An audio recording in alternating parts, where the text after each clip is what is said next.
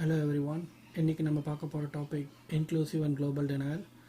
நம்ம ஏஆரில் denials face பண்ணும்போது மேஜராக வரக்கூடிய டினையல் வந்து inclusive and global denial. Inclusive and global denial நிறைய பேர் வந்து இட் வெரி டஃப் டினையல் அப்படின்னு நினச்சிட்டு இருப்பீங்க. இது வந்து ஒரு கோடரோட அசிஸ்டன்ஸ் இருந்தால் மட்டும்தான் இதை சால்வ் பண்ண முடியும், நம்மளால் நார்மல் ஏஆர் காலரால் இதை பண்ண முடியாது அப்படின்னு நினச்சிட்டு இருப்பீங்க.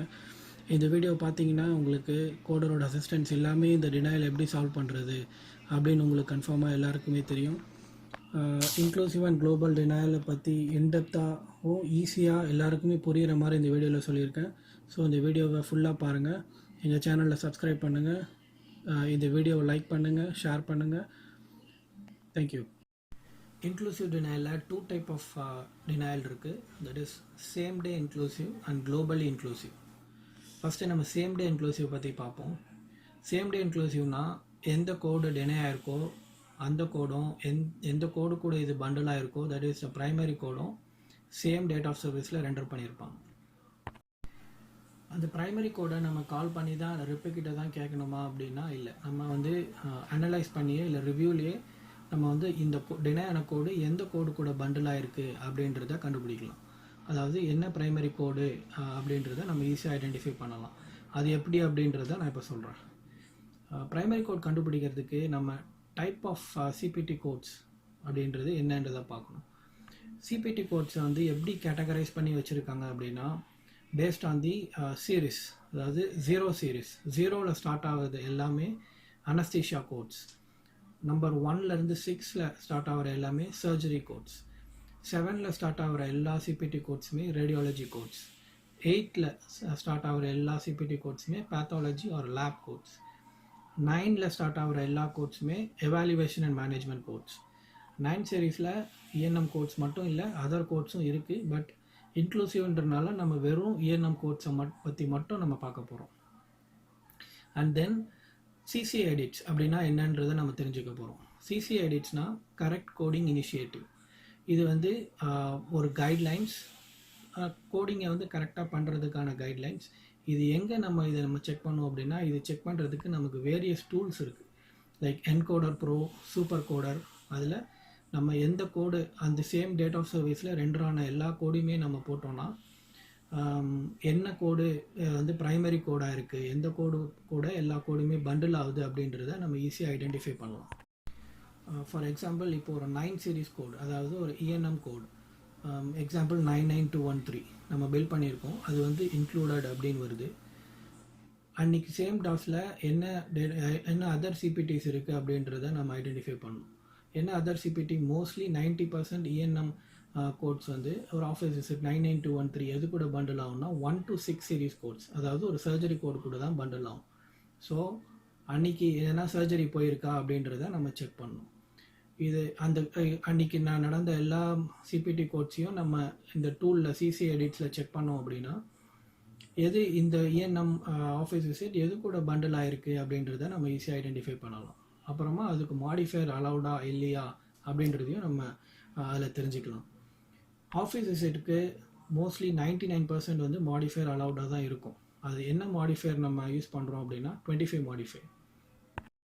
ஸோ த நெக்ஸ்ட் ஆக்ஷன் நம்ம என்ன பார்க்கணும் அப்படின்னா, இப்போ நம்ம வந்து இஎன்எம் என்ன கோடு டினையாக இருக்குது அப்படின்றத கண்டுபிடிச்சிட்டோம். அது அடுத்தது என்ன கோடு கூட இது பண்டில் ஆகிருக்கு, 1 to 6 சீரீஸ் கோடு கூட பண்டில் ஆகிருக்கு அப்படின்றதையும் கண்டுபிடிச்சிட்டோம். இப்போ நெக்ஸ்ட் நம்ம என்ன பண்ணோம்னா, அந்த இஎன்எம்க்கு வந்து மாடிஃபையர் 25 மாடிஃபையரோட போயிருக்கா அப்படின்னு சொல்லிட்டு செக் பண்ணணும்.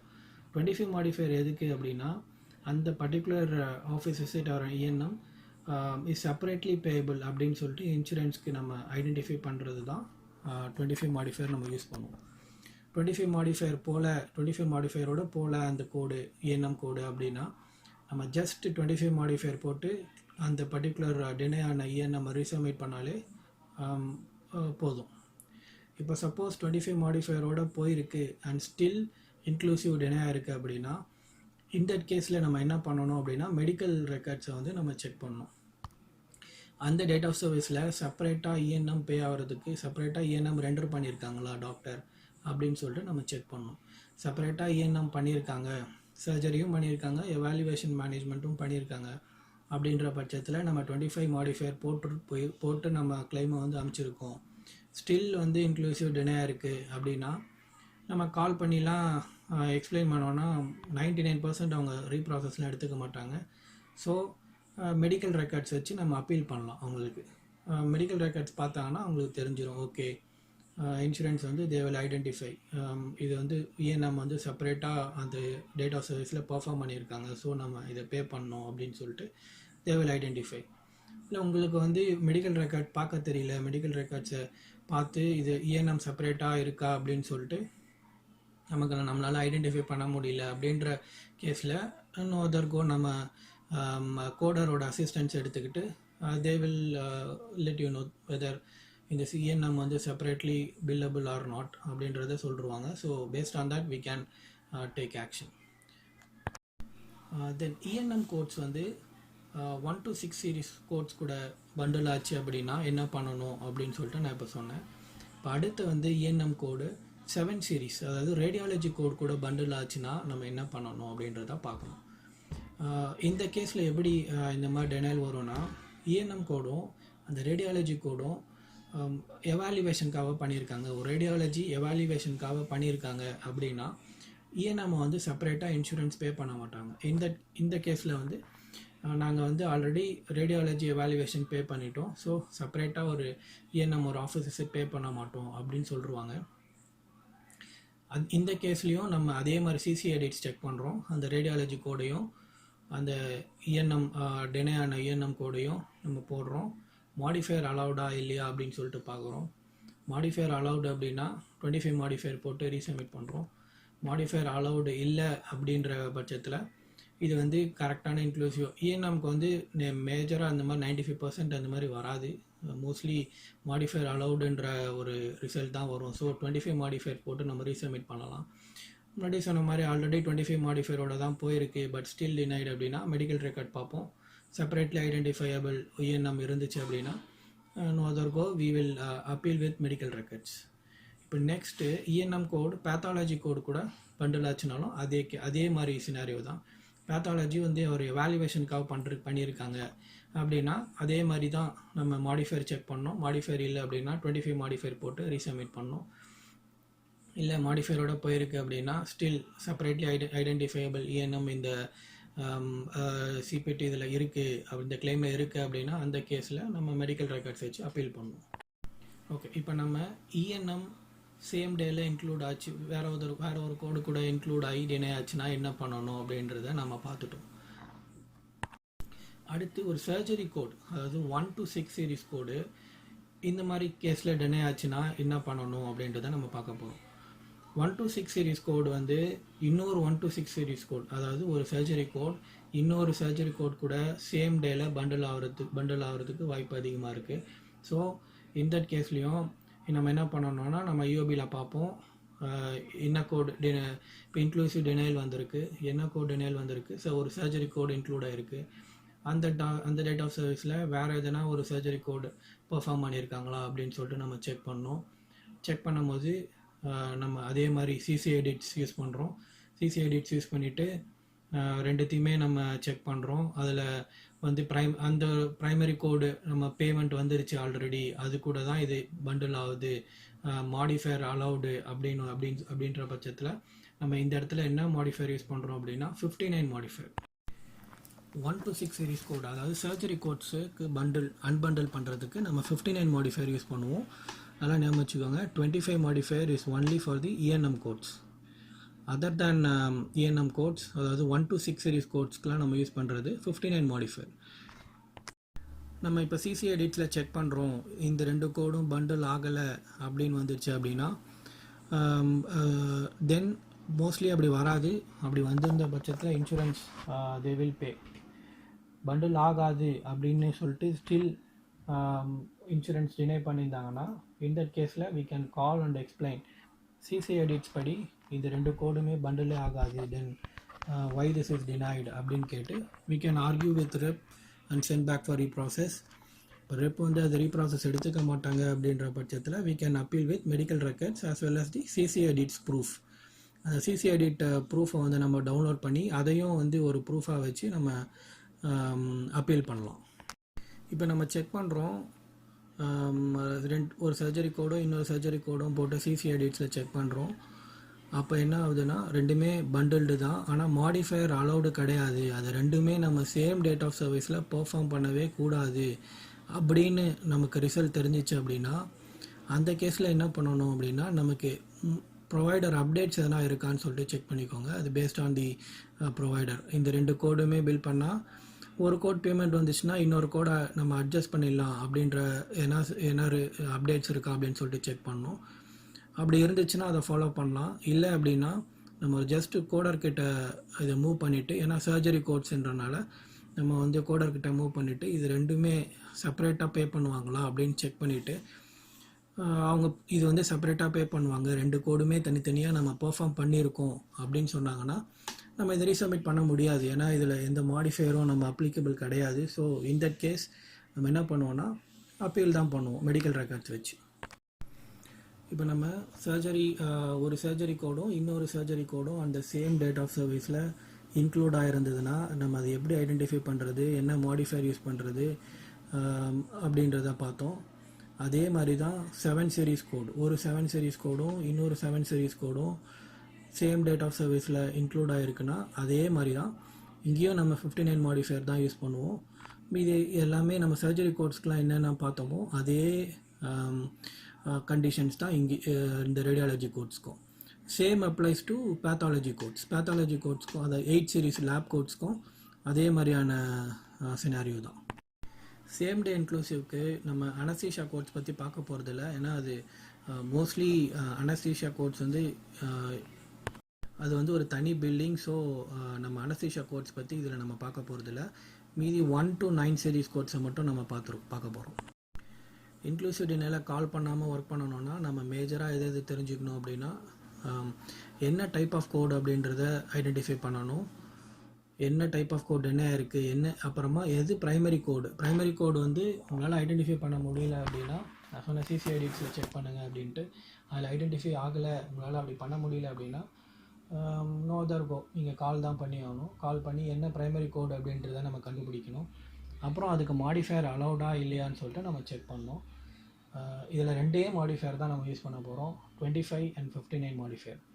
இந்த டினாலுக்கு வந்து நம்ம ஏதோ ஒரு பெரிய ஒரு கோடிங் அசிஸ்டன்ஸ் தான் வைக்கணும் அப்படின்றதுலாம் கிடையாது. இது வந்து சிம்பிள் தான். ஆனால் நம்ம எப்படி அதை புரிஞ்சுக்கிறோம் அப்படின்றது தான் அது இருக்குது. மாடிஃபையர்ஸ் வந்து நிறைய எக்கச்சக்க மாடிஃபையர்ஸ் இருக்குது. பட் இந்த பர்டிகுலர் டெனாலுக்கு வந்து 2 மாடிஃபையர் தான். 25 மாடிஃபையர் இஎன்எம் இஎன்எம் வந்து இன்க்ளூசிவ் டெனே ஆச்சுன்னா அது ஒரு ஆஃபீஸ் விசிட்டோ இல்லை வந்து அந்த ஹாஸ்பிட்டல் சீரீஸ் கோட்ஸ் ஏதோ வந்து இன்க்ளூசிவ் டெனே இருந்ததுன்னா நம்ம 25 மாடிஃபையர் யூஸ் பண்ண போகிறோம். இஎன்எம்மை தவிர வேறு எந்த கோடாக இருந்தாலும் சரி, 1 series surgery codes, radiology codes, pathology codes, எந்த கோடு இன்க்ளூசிவ் டெனேனாலும் அந்த கோடுக்கு வந்து நம்ம 59 மாடிஃபையர் யூஸ் பண்ண போகிறோம். அவ்வளோதான். இது 2 மாடிஃபையர் தான் நம்ம இதில் யூஸ் பண்ண போகிறோம். அதை பற்றி நம்ம தெரிஞ்சுக்கிட்டாலே போதும். ஓகே காய்ஸ், இப்போ நம்ம சேம் டே இன்க்ளூசிவ் பற்றி பார்த்துட்டோம். அடுத்து நம்ம குளோபல் டெனைலை பற்றி பார்க்க போகிறோம். நெக்ஸ்ட், குளோபல் டெனைல் எப்படி நம்ம ஐடென்டிஃபை பண்ணணும்னா, இஓபியில் அதே CO97 அப்படின்ற டெனைல் கோடு தான் இருக்கும். ஆனால் ரிமார்க் கோடில் it's a part of a global procedure அப்படின்ற ஒரு ஐடென்டிஃபிகேஷன் இருக்கும். அதை வச்சு நம்ம இது குளோபல் டெனைல், இந்த சிபிடி குளோபலாக டெனை ஆகிருக்கு இன்னொரு ப்ரொசீஜர் கூட அப்படின்றத நம்ம ஐடென்டிஃபை பண்ணலாம். குளோபல் டெனைலை பற்றி தெரிஞ்சுக்கிறதுக்கு முன்னாடி குளோபல் பீரியட் அப்படின்னா என்னென்னு தெரிஞ்சுக்கணும். குளோபல் பீரியட்னா என்னென்னா, எல்லா சர்ஜரி கோட்ஸ்க்கும் ஒரு டைம் ஃப்ரேம் இருக்கும். ஒரு 10 days. மைனரி சர்ஜரியாக இருந்தால் 10 days, மேஜர் சர்ஜரியாக இருந்தால் 90 days.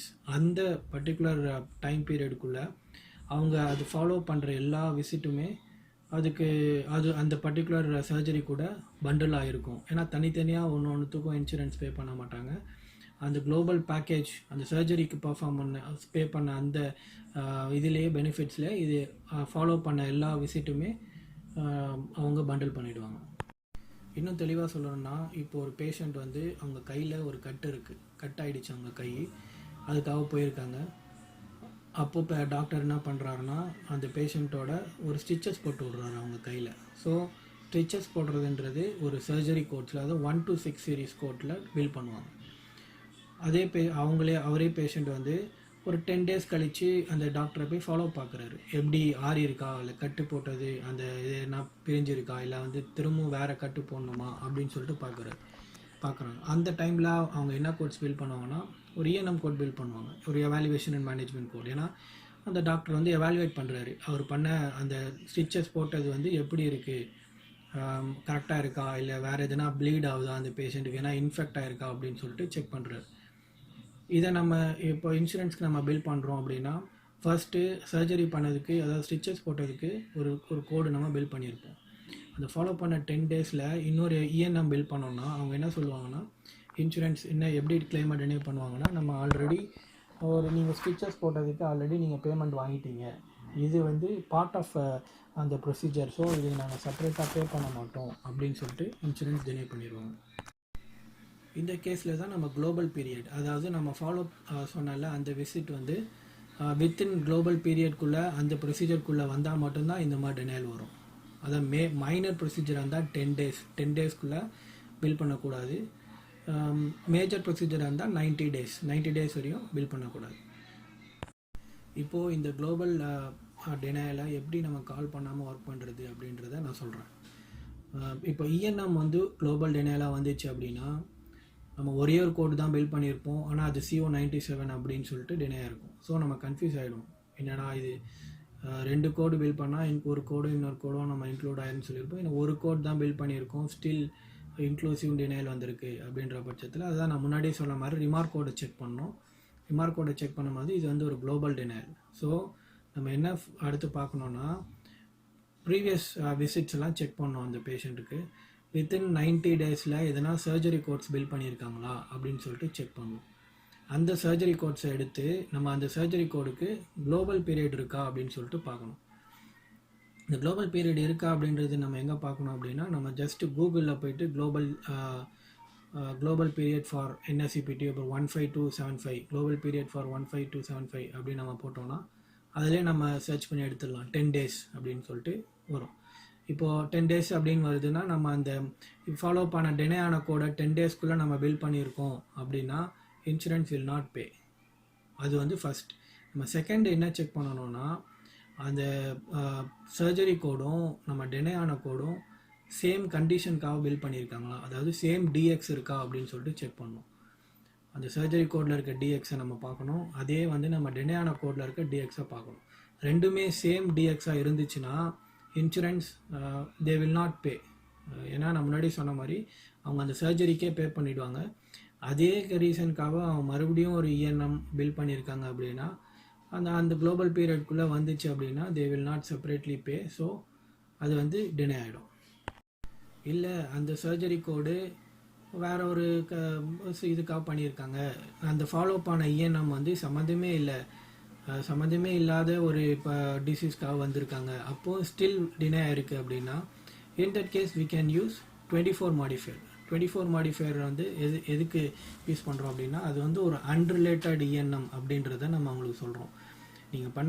நம்ம பண்ண சர்ஜரிக்கும் இப்போ இந்த பில் பண்ண இஎன்எம்மும் 90 டேஸ்க்குள்ளே தான் இருக்குது. ஆனால் இது வந்து அதுக்கும் இதுக்கும் சம்மந்தமே கிடையாது. அந்த சர்ஜரி பர்ஃபார்ம் ஆனது வந்து அவர் கையில் வெட்டுப்பட்டு வந்தார். இது வந்து மேபி அவருக்கு வந்து வேறு எதுனா ஒரு ஐ ரிலேட்டடோ வேறு ஏதோ ஒரு பிரச்சனை இருக்குது, அதனால வந்திருக்காரு. ஸோ அதனால் நம்ம இதை செப்பரேட்லி இதை நீங்கள் பே பண்ணி தான் ஆகணும் அப்படின்றத ஐடென்டிஃபை பண்ணுறதுக்கு தான் நம்ம 24 மாடிஃபையர் யூஸ் பண்ணுவோம். இப்போ அந்த இஎன்எம்மும் அந்த குளோபல் ப்ரொசீஜர், அதாவது அந்த சர்ஜரி கோடும் சேம் டிஎக்ஸாக இருந்துச்சு அப்படின்னா நம்ம பேஸ்ட் ஆன் கிளைண்ட் ரெக்குயர்மெண்ட் நம்ம அதை ஃபாலோ பண்ணணும். எய்தர் அட்ஜஸ்ட் பண்ணணும், இல்லை சம் கிளைண்ட்ஸ் வந்து என்ன பண்ணுவாங்கன்னா, நீங்கள் அப்பீல் பண்ணுங்கள் மெடிக்கல் ரெக்கார்டு வச்சு அப்படின்னு சொல்லுவாங்க. இந்த கேஸில் நம்ம மெடிக்கல் ரெக்கார்டு வச்சு அப்பீல் பண்ணால் சம் இன்சூரன்ஸ் மே பே.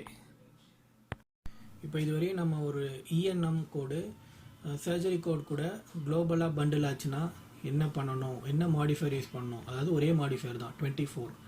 எப்படி நம்ம செக் பண்ணணும், எப்படி நம்ம டிஎக்ஸ் பார்க்கணும், சேம் டிஎக்ஸ் இருந்தால் என்ன பண்ணணும், டிஃப்ரெண்ட் டிஎக்ஸ் இருந்தால் என்ன பண்ணணும் அப்படின்னு சொல்லிட்டு பார்த்துட்டோம்.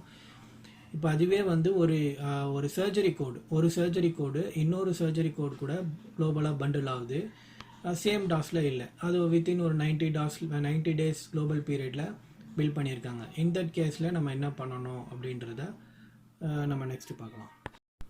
இப்போ ஒரு இஓபியில் நம்ம ஒரு சர்ஜரி கோடு 126 சீரிஸ் கோடு வந்து CO97 அப்படின்னு டினே இருக்குது அப்படின்னா நம்ம ஃபஸ்ட்டு பார்க்க வேண்டியது என்னென்னா அது வந்து சேம் டேயில் இன்க்ளூசிவ் எதனா இருக்கா அப்படின்னு சொல்லிட்டு நம்ம செக் பண்ணணும். சேம் டேயில் ஆமாம் இன்னொரு சர்ஜரி பில் பண்ணியிருக்காங்க, அது கூட தான் இது பண்டிலாக இருக்கா அப்படின்னு சொல்லிட்டு நம்ம செக் பண்ணணும். அது எப்படி செக் பண்ணிவிட்டு நம்ம ப்ரீவியஸ் சினாரியோவில் சேம் டே இன்க்ளூசிவ் நம்ம ஃபாலோ பண்ண போகிறோம். அதுக்கேற்ற மாதிரி 59 மாடிஃபையர் யூஸ் பண்ணி நம்ம போட போகிறோம். இல்லை இது வந்து சேம் டேயில் எதுவுமே கிடையாது, ஒரே ஒரு சர்ஜரி தான் பில் பண்ணியிருக்காங்க, still that is denied as inclusive அப்படின்ற பட்சத்தில் நம்ம என்ன பண்ணணும்னா நம்ம இஎன்எம்க்கு எப்படி செக் பண்ணோமோ அதே மாதிரி ப்ரீவியஸ் பேஷண்ட் ஹிஸ்ட்ரி செக் பண்ணணும். வேறு எதனா சர்ஜரி பண்ணியிருக்காங்களா அப்படின்னு சொல்லிட்டு. வேறு எதனா 1-2 சீரிஸ் 6 கோட்ஸ் இருந்துச்சுன்னா அதுக்கான குளோபல் பீரியடை நம்ம கண்டுபிடிக்கணும்.